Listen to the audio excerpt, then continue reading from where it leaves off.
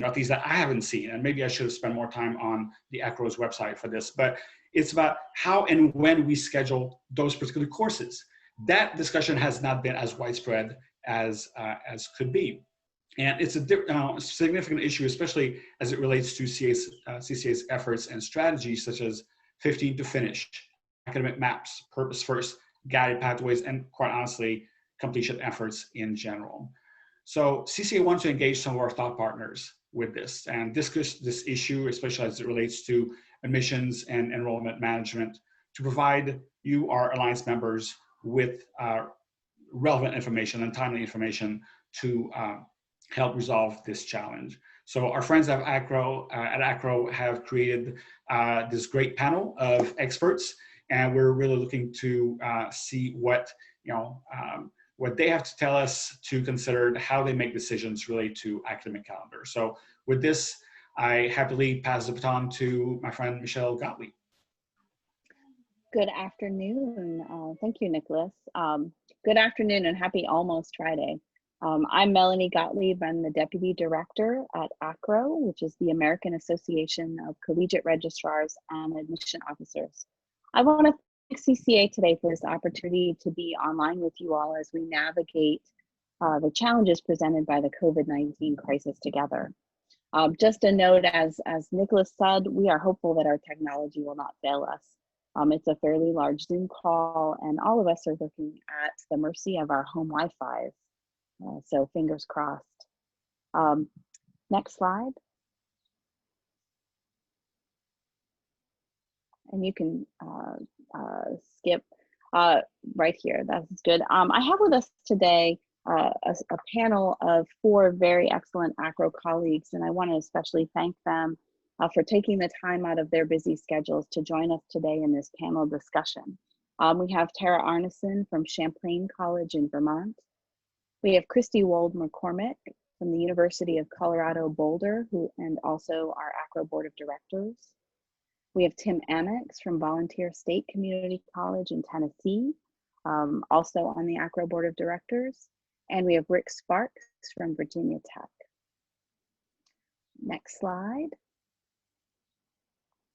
I want to share with you, just in case you aren't familiar, that AACRAO has a practice guidance page for COVID-19. We spun up a lot of guidance conversations and using AACRAO resources to respond to our members' needs as this crisis grew.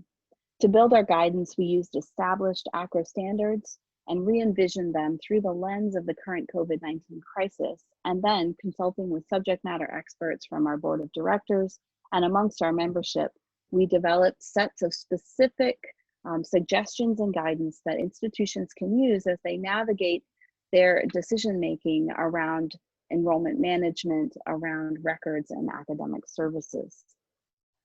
This may not be the way that typically AACRAO has released guidance, but we have been balancing our processes of member development of guidance with the need to address the current crisis immediately with something that is both thoughtful and yet timely. Next slide. Throughout this crisis, also, AACRAO has used our 60-second survey tool to provide COVID-19 impact practice snapshot surveys, and our members have found this very helpful. And I want to also mention that these are open, so even if you are not an AACRAO member or not a member of an AACRAO institution, you have access to this information on our website, acrao.org. The first survey was on grading and transcript practices, released on April 3rd. The second was around undergraduate enrollment indicators, admissions practice, and fall course delivery on April 10th. The third was on transfer credit evaluation, official transcript receipt and delivery, and then we really started talking about fall term start date plans, and that was on April 17th.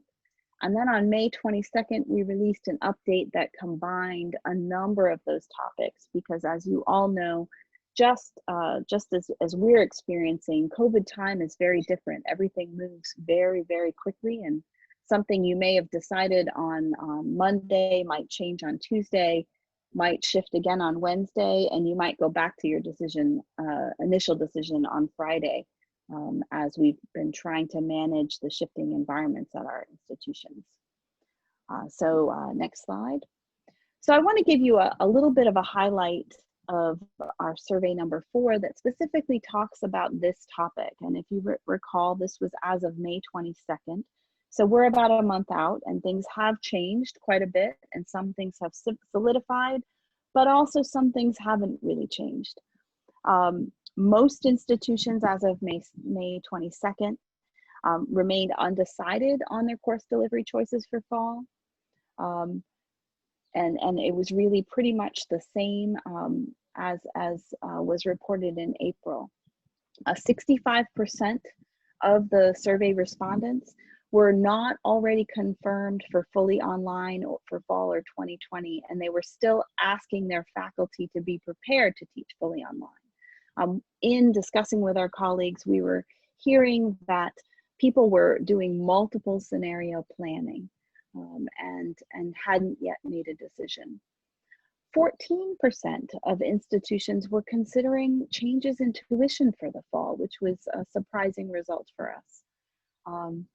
About 1 in 5 institutions, as of about a month ago, had social distancing measures already in place or had already decided what they were going to do for the fall.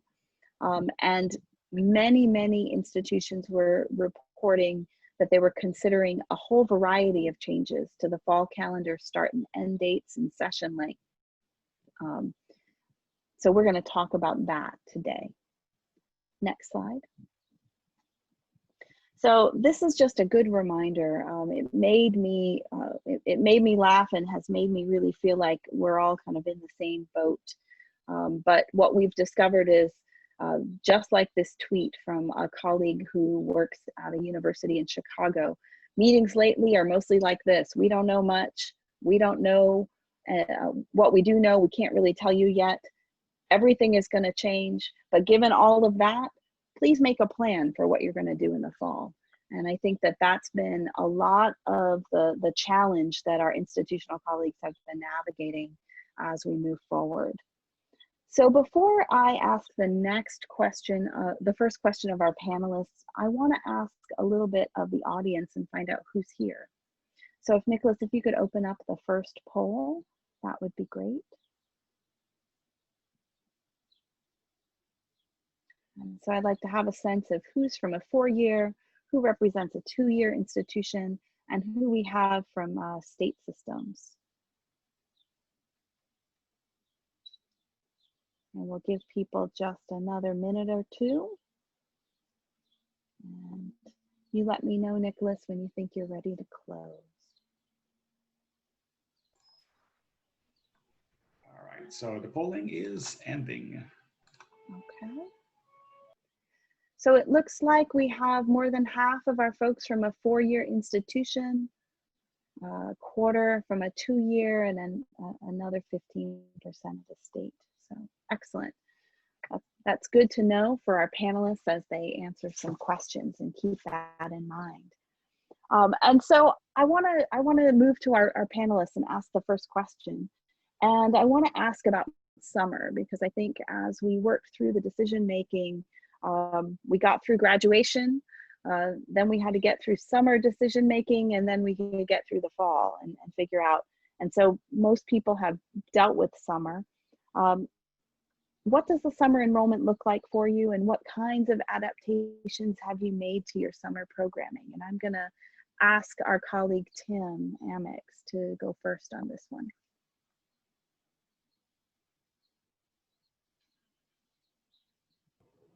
There we go. Sorry, the whole mute thing got me. We made the decision pretty early on to go fully online for summer. And interestingly enough, our enrollment has gone up in the summer.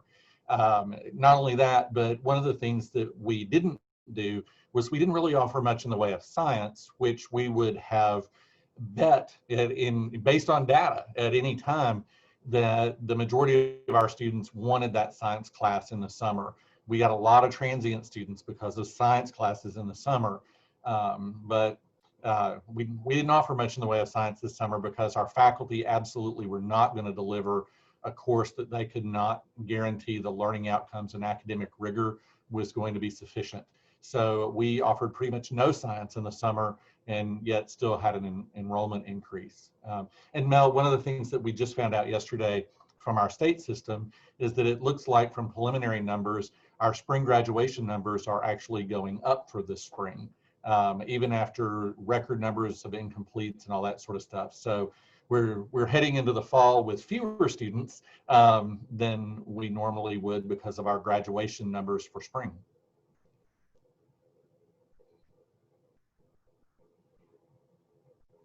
I guess, Kristi, can you tell us, I know that you had some thoughts about summer enrollment as well. Yeah, we don't take at the University of Colorado Boulder, we don't take our summer census snapshot until a bit later in the summer. But right now, we, like Tim, are tracking a little higher than this time in a prior year.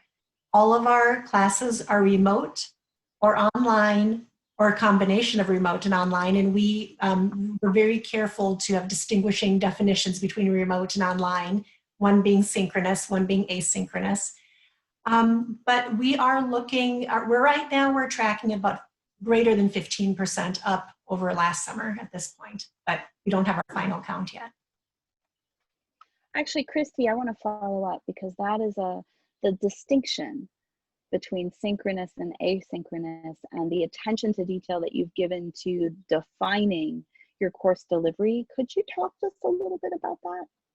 Yes, so in the middle of spring semester, like many of you, when we decided we needed to have students stop attending in-person classes for safety and mitigation reasons, we had to identify all of our in-person classes, which were the majority, and make a decision of how they are going to be delivered. We've had a long-standing history, particularly through our continuing education, but also through our main campus, of having structured online courses. They have very intentional instructional design. There's a lot of training that goes behind them. But the online is, even though it's still within the parameters of the semester, students can work at their own pace on most assignments, even though there might be some targets they have to hit. When we had to switch on a dime from in-person to remote, we kept the meeting patterns of all of the classes, and really it was intended to be a substitute or a proxy for in-person. So we wanted to still keep a regular cadence for those students based on the schedule they had to the best ability that we could. And so we established a remote instruction mode, which kept the same date and time patterns throughout the week, that the students would use technology to interact with the instructor, consume their learning, interact with each other. And so we created, again, that instruction mode of remote, which is basically synchronous, and it has an assigned day and time meeting pattern, versus asynchronous, which is online, and that does not have a time and day meeting pattern.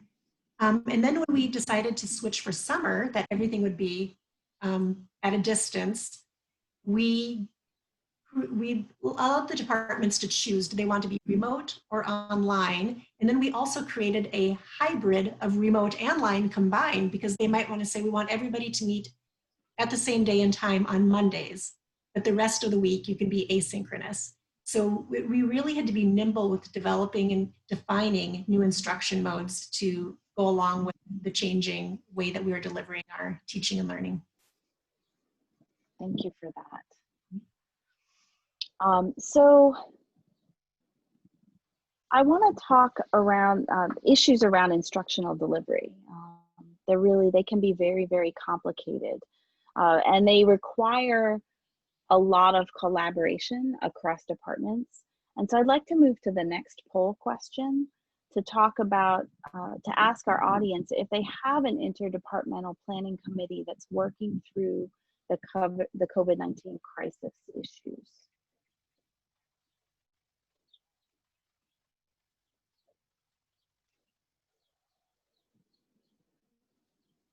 And while folks are answering that question, and we're waiting for those to come in, I'm going to queue up the presenters, the panelists, and I'm going to ask people to talk a little bit about the decision-making processes on their campuses. Who's involved, how long has it been in place, and what does that process look like? It looks like most students, 88, most of our audience, 88% do have a panelist, do have an interdepartmental planning committee. So that's excellent practice. And so Tara, I'd like to talk about decision-making process on your campus, and we'll start with you. Thanks, Melanie. So Champlain College, we're a small private college in Burlington, Vermont. What's really interesting about us is half of our population is already adult online learners. We don't consider them to be continuing ed. They are adult online learners. Their courses are all geared towards professionals working on their degree while they're working. So it's a very deliberate instructional design, like Kristi was explaining. The other half of our students are your traditional aged on-campus population. There's roughly 2,000 of them. So similar, we did make a shift to remote learning and are further defining it as flex hybrid is what we're going to call it. As we started to go through the planning process and the decision-making process, we do have an academic leadership team that is primarily comprised of our provost and then our deans and our director of learning and assessment.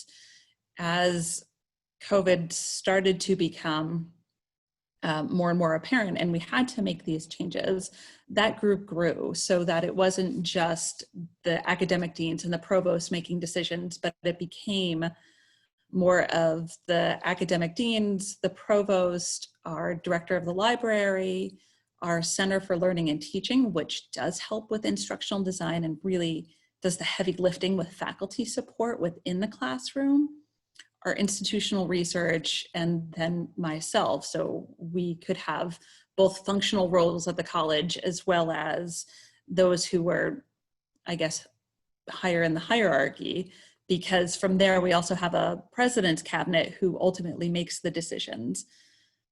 So we come to May, and at this point our incoming president made several task forces, and each task force was designated a specific area: communication, operations and technology, people, academics, and finance, to help sort through all of the different guidelines and how to make our campus safer for when we bring students back in the fall.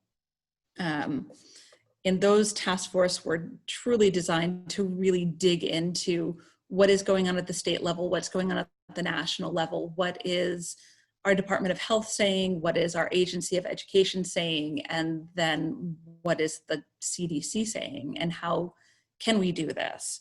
And as we've started to work more closely together, those task force are more coming together now, knowing that, well, COVID time, things are moving very quickly. So we do ultimately we're collaborating right now, and we are going to be implementing these phased in approaches or returns for both faculty, staff, and students.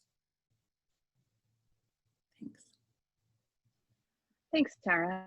I'm going to ask Rick to maybe briefly talk about Virginia Tech's planning process, because I think it has an interesting model as well. Yeah, absolutely, happy to. Although I think the past couple comments, we could probably have a whole webinar on course modalities and defining those.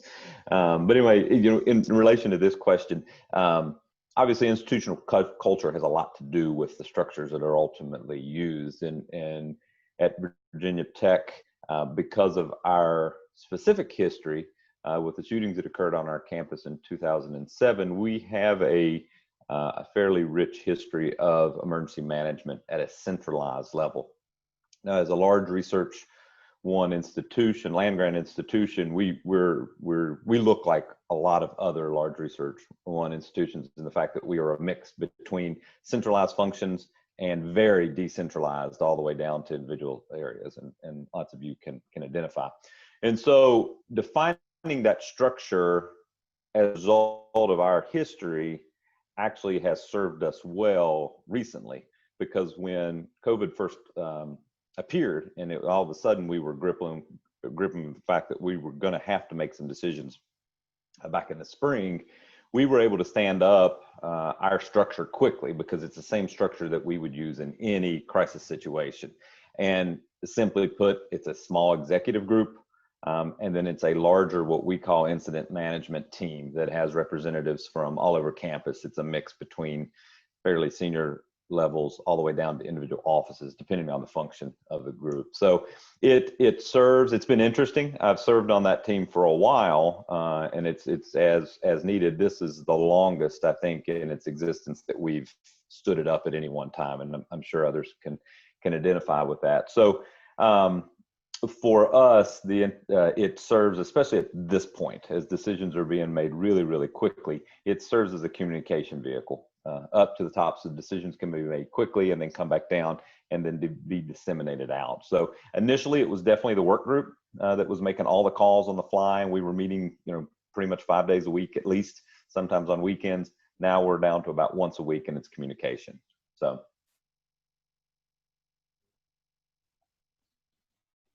Excellent, thank you. I'd like to move to the next poll question to find out from our audience members if they've made decisions. So there are a couple of questions here. Have you made a decision and already announced it? Have you made a decision but you haven't yet announced it for lots of good reasons? Are you planning for multiple scenarios and haven't made a decision, or are you not aware yet whether a decision has been made? And while we are queuing that up, I do want to talk about institutions making a public decision about delivery. As we could see from the survey, about a month ago, most decisions had not yet made a public decision. In the last, say, week or so, I have been hearing more institutions making a decision. I see here from our survey results, 48% of our panel, or of our audience members have made a decision and announced it. Another 16% have made but haven't yet announced. 33% are still planning for multiple scenarios. So thank you for that. Most campuses, most campuses, as they led to make the decision, were planning for multiple scenarios in order to be ready to implement very quickly once the decision becomes clear. And we're hearing lots of scenarios, fully online, hybrid models, alternative calendars. And so I'd like our panelists to talk about scenario planning on their campuses and talk about what are some of the key factors that help you make a decision or move to make a decision. Are there key pieces of information that you've been waiting for to make a decision? What's informing all of that? And it looks like Tim, I think we're going to start with.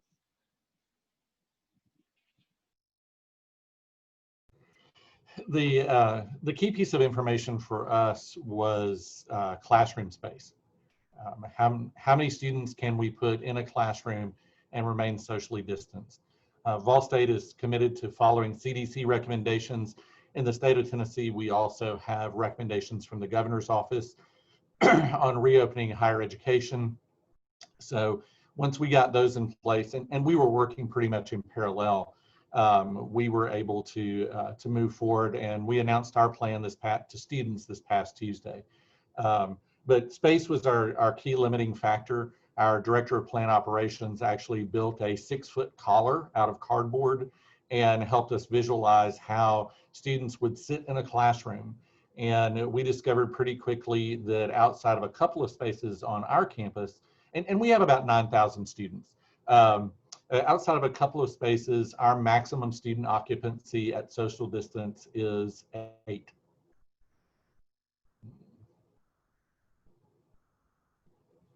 Tara, I think you had some things you wanted to talk about your fall planning.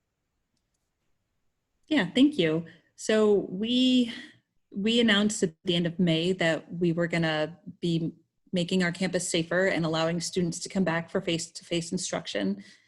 And then just this week, similar to Tim, we made further announcements about how we were going to be delivering our courses. We're following 3 guiding principles, which we're designing everything around health and safety. We're going to ensure continuity and then maintain flexibility, which then goes to allowing students, faculty, and staff to make the choice as to whether or not they want to be on campus or if they want to continue to work remotely. And then academically, this is where we started to define our flex hybrid model, because the difference, like Kristi brought up, there's online instruction, which is very deliberately designed to be instructed online.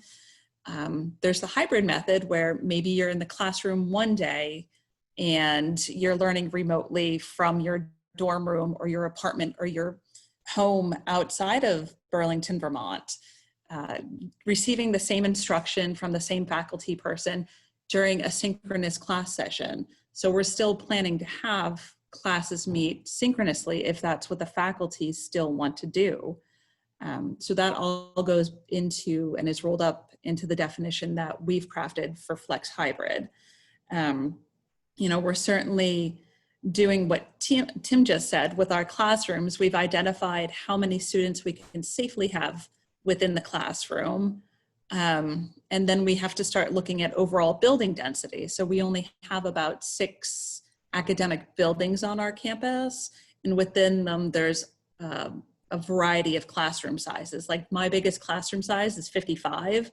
And that takes our number down to about, I think 22, I can't quite remember, because we are also toggling between 25% occupancy or 6 feet social distancing, which ironically ends up being about the same amount of space.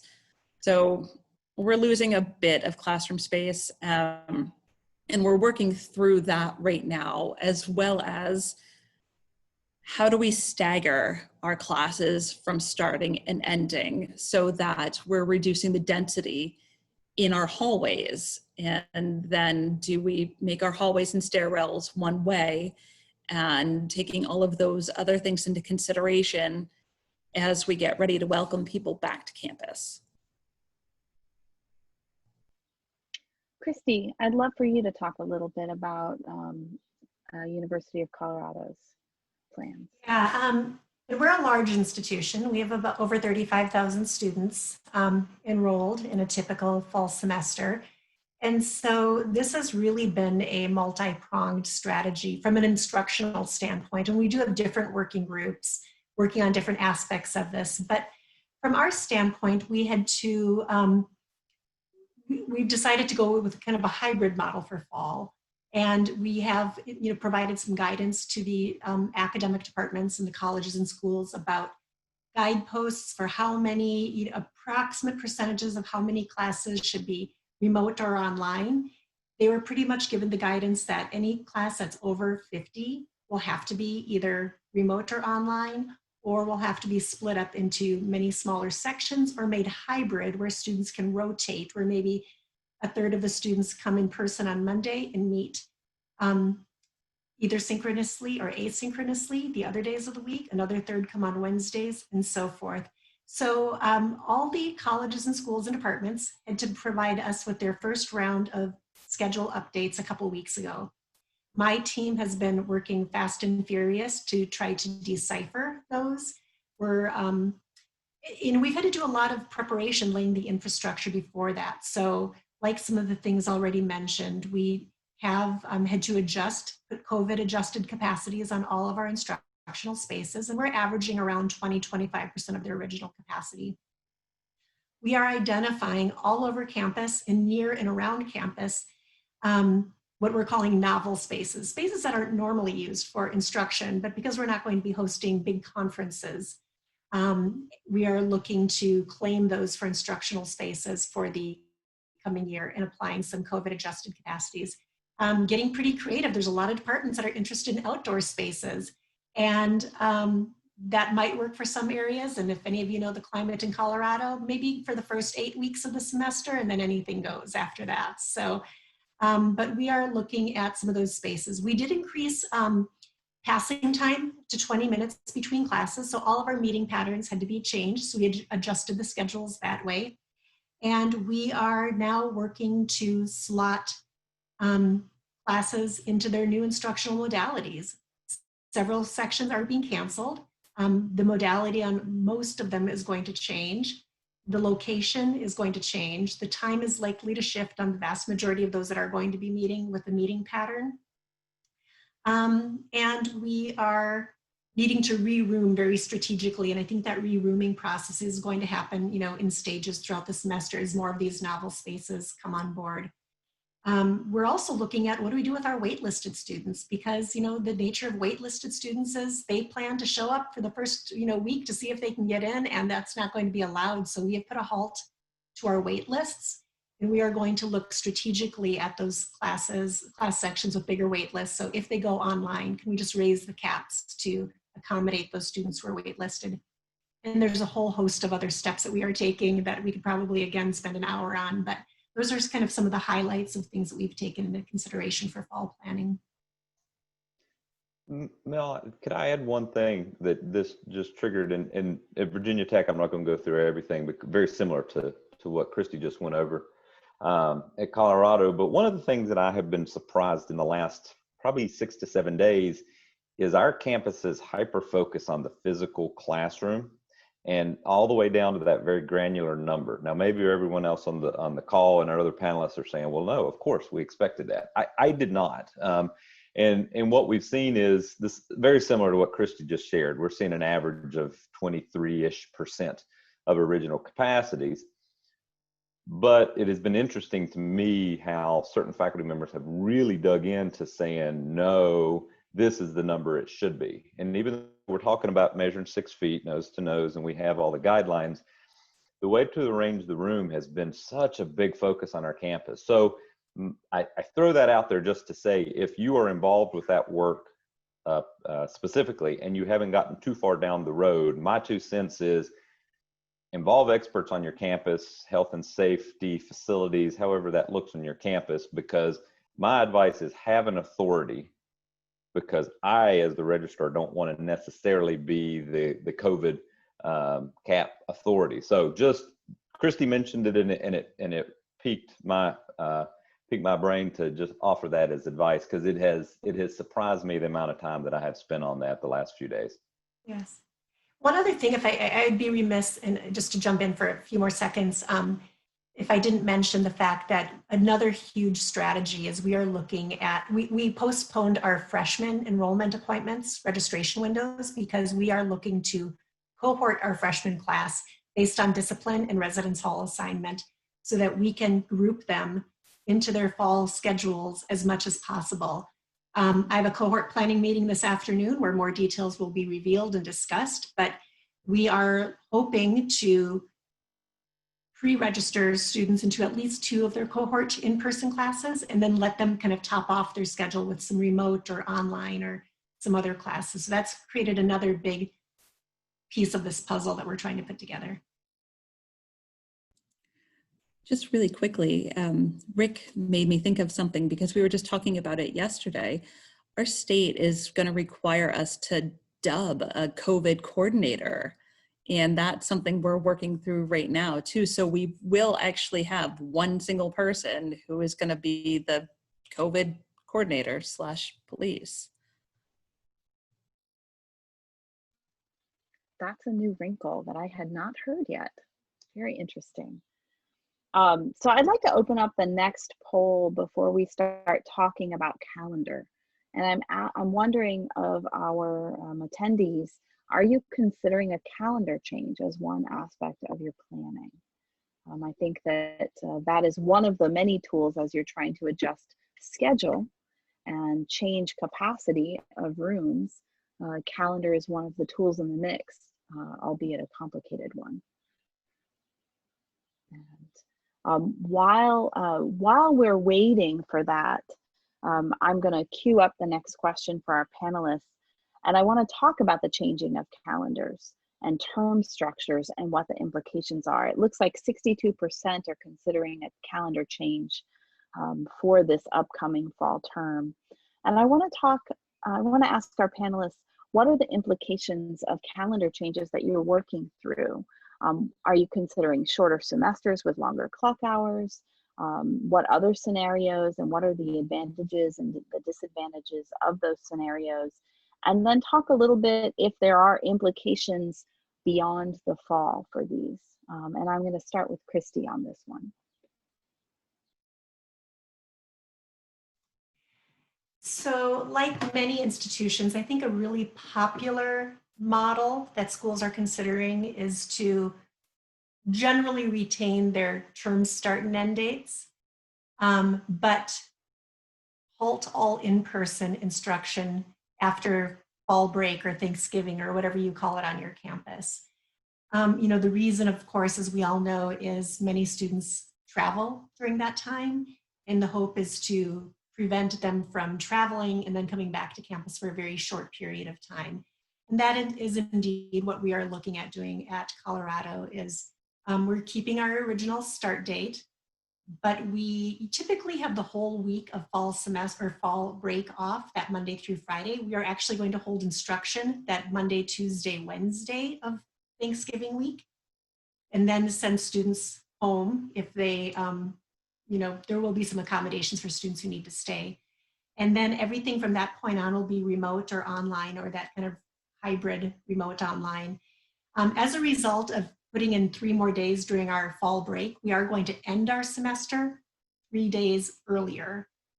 So we really only now have about 9 days that are going to fall after fall break plus exams. And so we are ending 3 days earlier, starting at the same time, and then going remote after fall break. Finals, grading, conferrals, everything will move up 3 days accordingly. Thanks, Kristi. I'd like to ask Rick to talk about Virginia Tech's solution.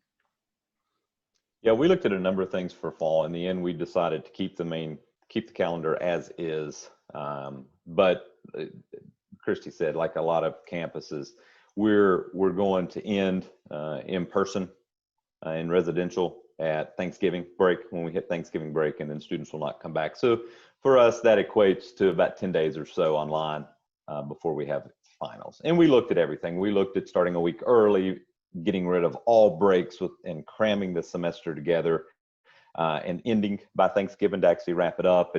And due to a lot of factors, especially cost of attendance adjustments from financial aid, we really decided, now let's stick with what we've got. One of the things that we are, I'm going to say considering, but my caveat is that upper administration has just glanced at this, so I won't weigh in on how strongly we are considering this, but we're keeping our eye to spring. And if there is a spike as we roll through winter and we need to adjust, one of the possibilities that we are looking at is creating a longer winter term. We always have a fairly short, about 3-week winter term. We are considering lengthening that and not starting spring until around March 15. And if you do the math, that's going to push us all the way up to the end of June for spring. And then therefore our summer next year would be very short. Now, our thinking from enrollment and credit hour production and progress towards degree is this: a longer winter encompasses that first part of our summer, the traditional piece, because we can offer more courses in a longer winter session than we would ever consider during this really condensed 3-week winter. So course-wise, we feel like we can deliver it. Progress towards degree, we think we can keep students on track. We know that it's going to require a waiver from Department of Ed, and so our financial aid office has been working with Department of Ed. This particular piece seems to be of lots of interest to schools, because I have been in contact with lots of institutions within Virginia, and then when we did a similar webinar for AACRAO, I had a number of members contact me based off this. So I know the waiver piece is very interesting. I don't hold myself up as an expert. All I can say is our financial aid director has reached out to gain more information. There's some hope that maybe there's a relaxed process for waivers from Department of Ed, but nothing formal, and others may know more, but I've seen nothing else. So that's what we're potentially looking at. If in fact there's a big spike as we get towards the winter months. Thanks for that. I wanted to share an anecdote. You know, we hear lots of creative solutions, and I think our institutions, our registrars, and enrollment professionals and retention professionals have had to really get creative to try to be flexible, serve the faculty, serve the student needs, not interrupt progress towards degree, and also plan for a possible second wave outbreak and keeping everyone safe. And so one of the conversations that I have had with a small institution talked about not changing the academic calendar, but really changing their overall class schedule delivery. Generally, their courses would normally meet from between 8 and 4 p.m. Monday through Friday, and then after 4 or 4:30, they would not have classes because those times were reserved for meetings and student activities and other enrichment activities that happen on campus. So they haven't made a decision about whether or not to go virtual, but to accommodate that possibility that they might be fully virtual, or also to accommodate the need to downsize classrooms and spread things out. They've changed their class meeting times. So their classes will now meet in the fall between 10 a.m. and 9:30 p.m. to ensure that at least their domestic students would be able to engage in at least some synchronous discussion with faculty members during a reasonable hour. The challenge in this, of course, is that they've got to completely rebuild their course calendar to try to get those schedules in properly and get the synchronous course meeting times correct. In addition to this change, another creative approach, and this is the only one I've heard, but I want to throw it out there because it is creative and interesting. This particular institution has a degree program that actually maps to 128 credits as opposed to 120. And they generally require students to take 4 courses every semester. And this year, they have opted to, their faculty voted to change the full load from 4 courses to 3 courses. And they're not requiring students to take 4. They can take 4, but they're not required to take 4. And any student who does not take 4 courses, they're going to waive 2 courses for students who are enrolled this year towards their academic degree progress. And we're assuming that those courses are going to be elective and not degree courses, not major courses. But it is an interesting and creative solution. So I wanted to share that with folks. I think that we have to be incredibly flexible now, more flexible than we ever thought that higher education could be. As I have talked to colleagues across the country, I have been incredibly impressed with the amount of flexibility, the amount of effort that is going into trying to plan for the best semester possible and the safest semester possible for all involved. And the dedication of our higher ed administration professionals right now has been, I have no other word except impressive. I have a question. We're getting a little close to end, and I want to make sure that there's room for questions. And so I'm going to ask Tim if there are any community college specific things that we haven't mentioned that I think you want to share in terms of the specific challenges that you might have in thinking about your scheduling. Sure, I'll try to do this really quickly. First, I think that most of my community college colleagues across the country are just really thankful we don't have dorms. So that's not something we're having to address right now, is social distancing in residence halls. So, but we do have other challenges. I'd like to say to our Complete College America colleagues, thank you. Vol State is very much a Complete College America school. We've had pathways since before pathways were cool. We have degree maps, degree plans, embedded co-requisite remediation. If you've come up with something that we don't have, we'll probably have it soon.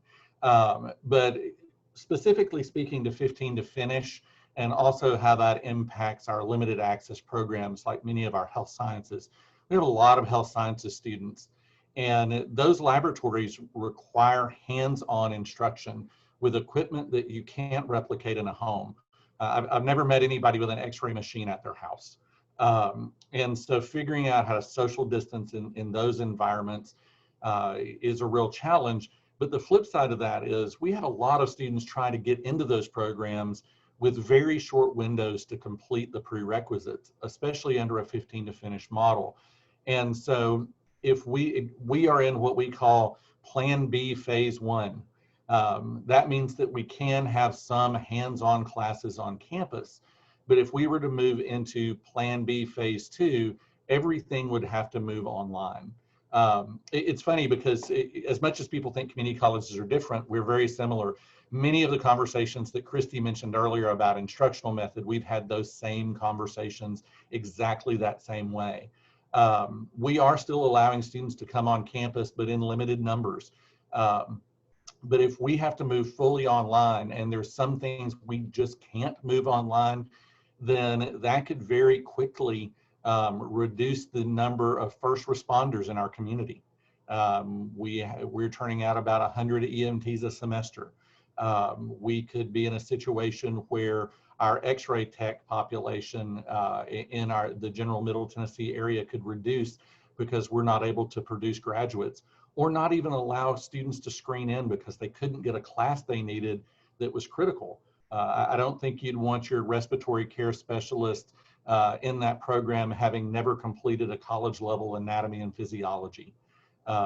So those are challenges, and with 1 and 2 semesters, the total lead time into that program, and those on very strict clocks as far as moving students in and out, it's a serious challenge for the community colleges with our technical programs where we're trying to get key employees out to work.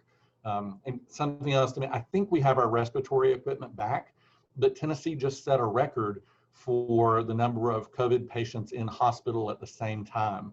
So, and we had very early on loaned out all of our respiratory equipment from our classrooms to small local hospitals in order to treat their patients. So there's a lot of those challenges that are resource dependent and time dependent for our students that might be a little different. But other than that, I would say that I've learned a lot from my 4-year colleagues on this call, and that many of our challenges are exactly the same. And we need to recognize that and lean on our colleagues from all areas of higher education in order to ensure that our students have a positive experience.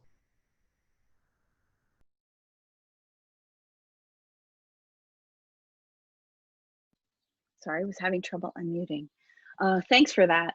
I think before we have some final words from our panelists, I thought maybe we might move to Q&A.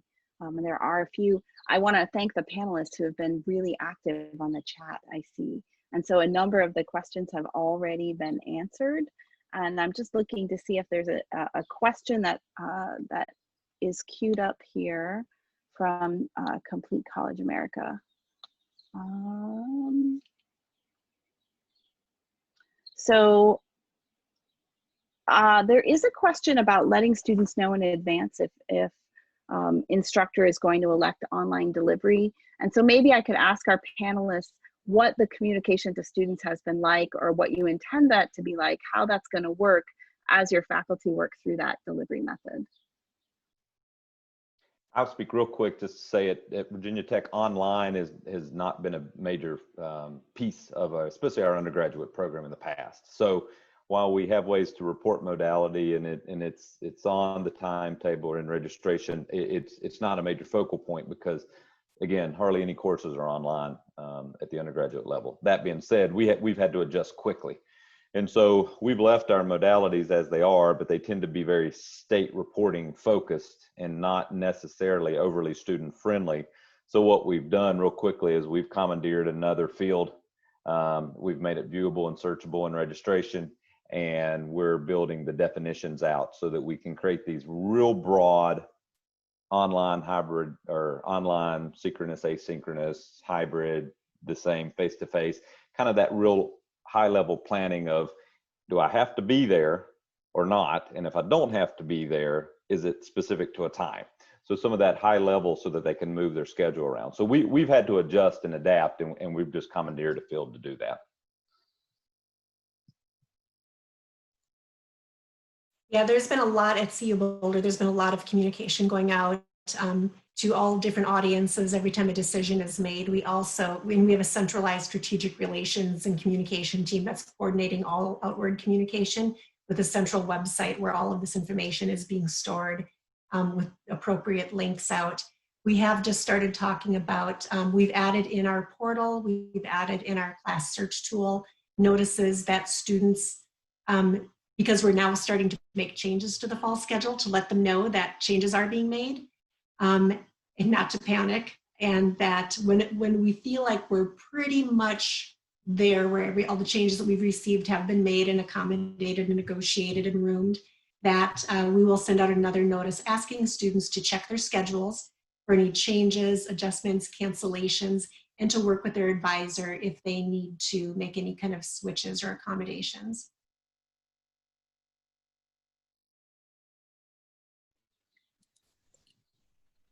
We are doing exactly the same things. We're a colleague school, so we do use student planning. We are actually going to we're going to restrict the students from making any changes in their schedule, but they'll still be able to see what changes are being made. And we're coming up with a really robust student communication plan so that they'll know when things will be closed to them and when things will reopen so that they can make any shifts that they need to make. Thanks for that. We are getting close on time, but I'd like to ask one more question that I think we haven't touched on that may be relevant. And I'm curious about your local interfacing with your K-12 schools. Will your institutions plan for fall shift should your local school district shift their plans for K-12 students? Is that planning tied to K-12? Is there communication going on in that? Or is it not? I'm just curious.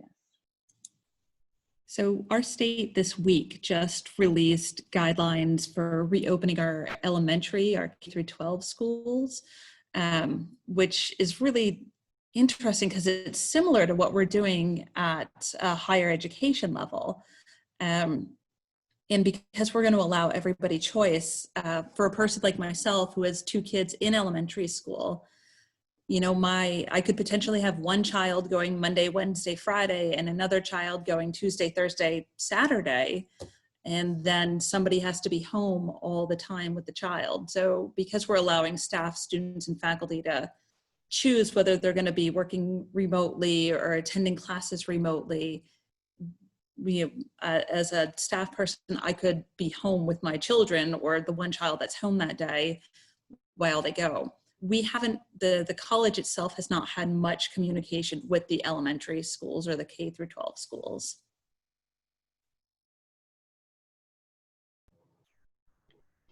And for Vol State, we're already incredibly flexible with our schedule.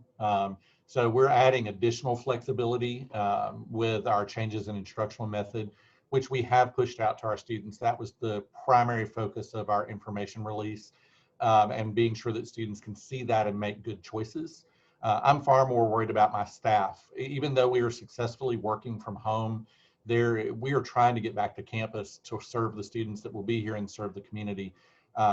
If we suddenly could not accommodate work from home, I would lose 100% of my application processing staff if they have to be homeschool parents and can't work from home. So that is a very serious conversation. We've taken care of our students. Now we're turning our focus to how will we work this fall and accommodate those things. That is an excellent point, Tim, and I appreciate that as we are all trying to do our best for our students, it is important for all of us to take a pause and realize that while we are working from home, all of us are doing more than working from home, right? We are teleworking within this environment of a global health crisis. And so as we are trying to change everything about our institutions and serve our students well, we're also working through this crisis. And so it's important to pay attention to your staff capacities and make sure that we're going to be able to bring our best selves to serve our students. So thank you for that. I think we are near at end of time, and so I'm going to turn the mic back over to Nikolas. So thank you so much, Melanie, and everybody, the panelists. That was excellent. For all the attendees, you will receive a short evaluation. And if you have more questions between now and then, there is a field in the evaluation where you can actually ask questions, and we're happy to actually redirect the questions to the panelists and have an expert answer them and forward you the questions. Now, all of the questions and the links, such as operating plans and different policies that have been showing up in the chats, and thank you so much for all the panelists for answering the questions as they were coming up.